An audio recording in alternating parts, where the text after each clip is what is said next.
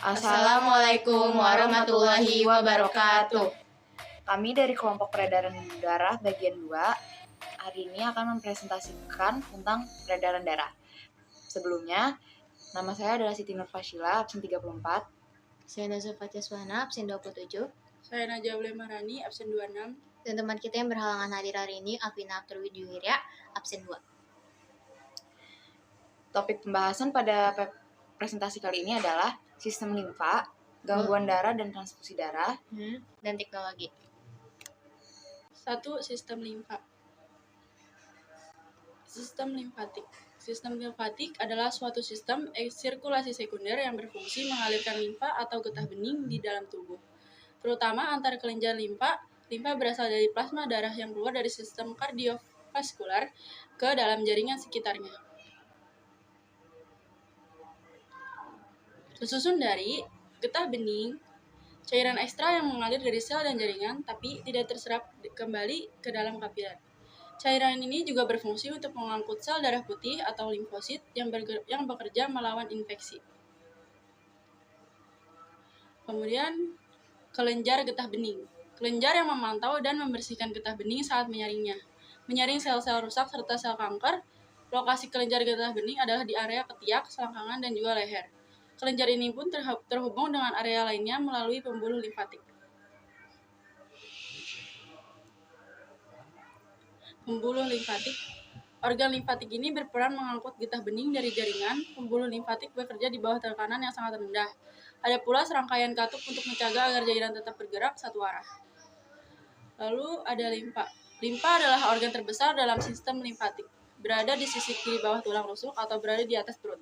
Fungsinya adalah untuk menyaring dan menyimpan darah. Selain itu, limfa juga berfungsi menghasilkan sel darah putih untuk melawan infeksi atau penyakit.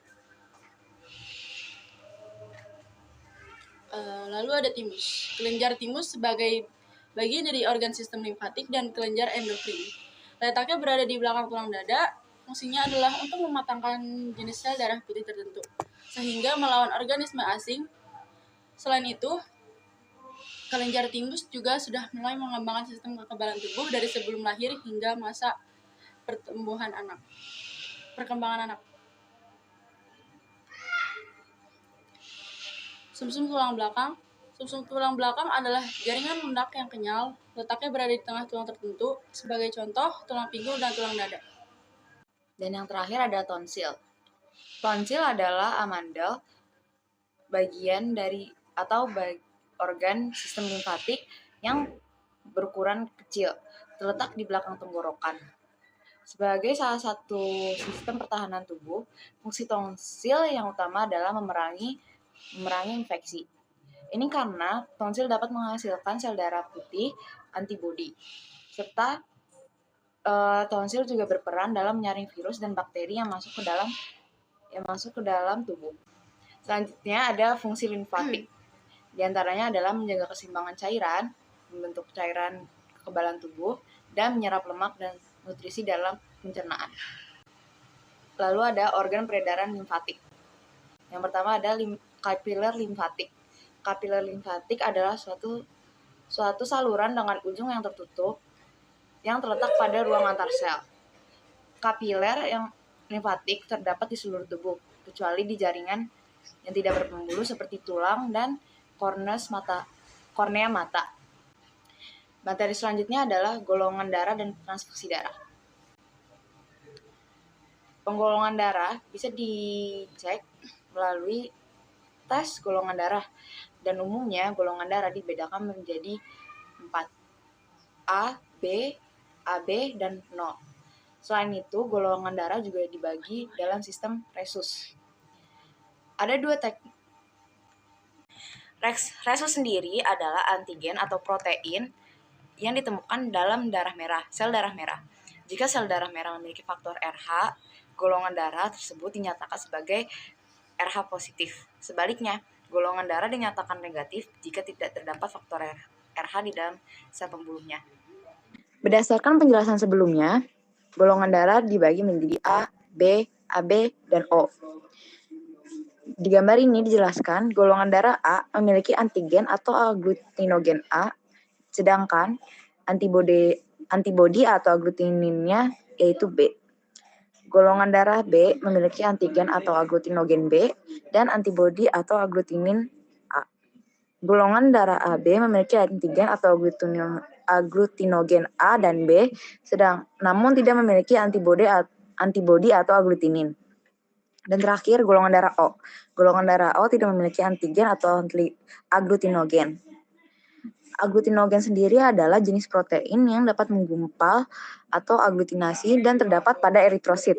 Sedangkan aglutinin adalah jenis antibodi yang dapat menggumpalkan aglutinogen.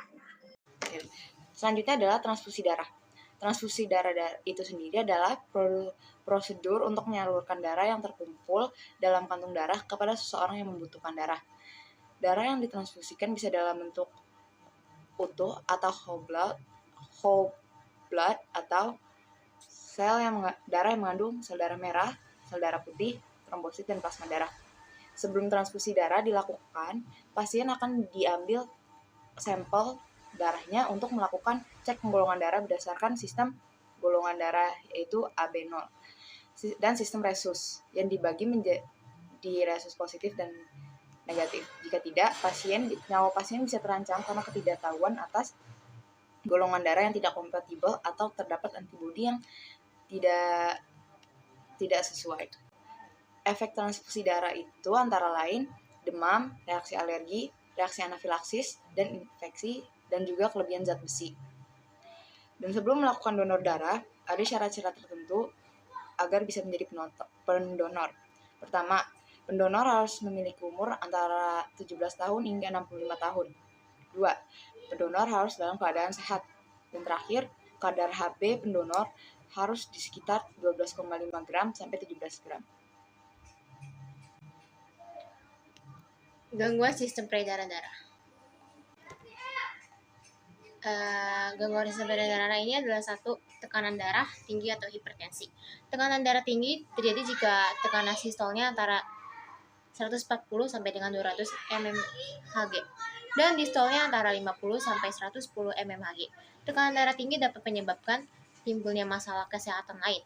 Jika mencapai tingkatan tertentu, tekanan darah yang tinggi ini dapat menyebabkan pecahnya pembuluh kapiler darah. Jika kapiler darah yang pecah tersebut terjadi di otak, sebagian otak akan mengalami gangguan akibat pasokan udara dan glukosa yang terhambat. Hal tersebutlah yang dikenal sebagai stroke. Kedua, ada kekurangan oksigen. Kekurangan oksigen pada organ tertentu dapat mengakibatkan gangguan pada sistem peredaran darah. Jika kekurangan oksigen terjadi di jantung, sebagian otot jantung akan mati dan mempengaruhi kinerja jantung. 3. Obesitas. Obesitas adalah penumpukan lemak yang berlebihan. Akibat ketidakseimbangan kalori yang masuk lebih banyak dibandingkan yang dibakar. Penumpukan lemak yang terjadi di arteri koroner dapat menghambat sel-sel darah. Pertumpukan sel-sel darah ini dapat memicu reaksi pembekuan darah, seperti yang terjadi pada luka. Pembekuan darah di arteria koroner bisa disebut sebagai penyakit jantung koroner. 4. Kolesterol tinggi. Kolesterol tinggi biasanya disebabkan oleh gaya hidup yang tidak sehat, kurang banyak bergerak, dan pola makan yang tidak sehat juga. Beberapa orang juga secara genetik beresiko terkena kolesterol tinggi. Terlalu banyak kolesterol dapat membentuk lapisan tebal di bagian dalam pembuluh darah. Kondisi ini dapat menghambat aliran darah sehingga mengganggu fungsinya. 5. Gagal jantung. Gagal jantung merupakan kondisi ketika jantung tidak mampu memompa darah ke seluruh tubuh secara efisien. Kondisi ini dapat menyebabkan kelelahan, sesak napas, dan batuk. 6.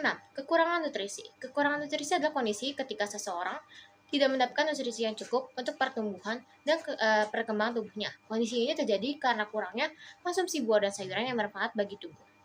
Mengonsumsi buah dan sayuran sangat penting untuk mencegah gangguan pada organ peredaran darah. Kandungan zat gizi pada buah dan sayuran seperti mineral, vitamin C, vitamin B12, dan asam fosfat merupakan nutrisi yang penting yang dibutuhkan oleh darah. 7. Hal lainnya yang dapat mengganggu sistem peredaran darah. Penyempitan pembuluh darah, terbentuk kerak keras di bagian pembuluh nadi, terlalu lama berdiri atau bekerja dengan menggunakan kaki terlalu lama, kekurangan zat hemoglobin dan zat besi, kelainan kromosom, paparan polusi, dan paparan radiasi. Kebiasaan merokok atau menjadi perokok pasif yang sering terpapar asap rokok. Faktor usia, efek pengobatan dan kondisi cuaca. Kebanyakan makan makanan asin yang mengandung natrium, kelainan genetik pada darah, misalnya kelainan yang disebabkan adanya kekurangan faktor pembukaan darah. Dan ada juga teknologi sistem darah. Suatu sistem atau alat yang dikembangkan untuk membantu dalam hal pengambilan tindakan untuk proses penyembuhan segala jenis gangguan dan kerusakan pada sistem peredaran darah pada manusia. Ada 7 jenis teknologi peredaran darah, yaitu 1. Elektrodiograf atau ECG. ECG merupakan teknik yang digunakan untuk mengetahui struktur internal peredaran darah, diagnosis adanya gumpalan darah, aliran darah, gerakan jantung, dan pembuluh darah besar. 2. Angioplastik. Teknologi ini membuka aliran darah yang tersumbat oleh timbunan lemak dengan menggunakan balon yang dimasukkan pada kateter. Kateter adalah tabung kecil panjang yang sudah sering digunakan oleh dunia kedokteran. 3. Adalah operasi bypass jantung. Operasi ini biasanya dilakukan oleh penderita penyakit jantung koroner atau PJK. Operasi ini bertujuan untuk mengembalikan pasukan darah ke jantung dengan cara membuat saluran baru supaya aliran jantung lancar. 4. Transplantasi jantung. Transplantasi jantung merupakan teknik penggantian jantung yang rusak dengan menggunakan jantung yang berasal dari donor. 5. Terapi gen. Terapi gen ini dilakukan dengan cara menumbuhkan pembuluh darah baru dengan mensuntikkan beberapa salinan gen. Terapi gen ini digunakan untuk memperbaiki gen-gen mutan membawa penyakit. 5. Radioaktif scanning. Radioaktif scanning atau pemindaian dengan bahan radioaktif. Teknologi yang satu ini bisa mendeteksi adanya penyakit jantung dengan cara menyuntikkan bahan radioaktif ke dalam tubuh pasien. Dan yang terakhir, pacemaker. Pacemaker merupakan alat pemicu detak jantung untuk menstabilkan detak jantung dengan memberi impuls listrik berkekuatan ringan. Sekian dari kelompok kami. Assalamualaikum Assalamualaikum warahmatullahi wabarakatuh.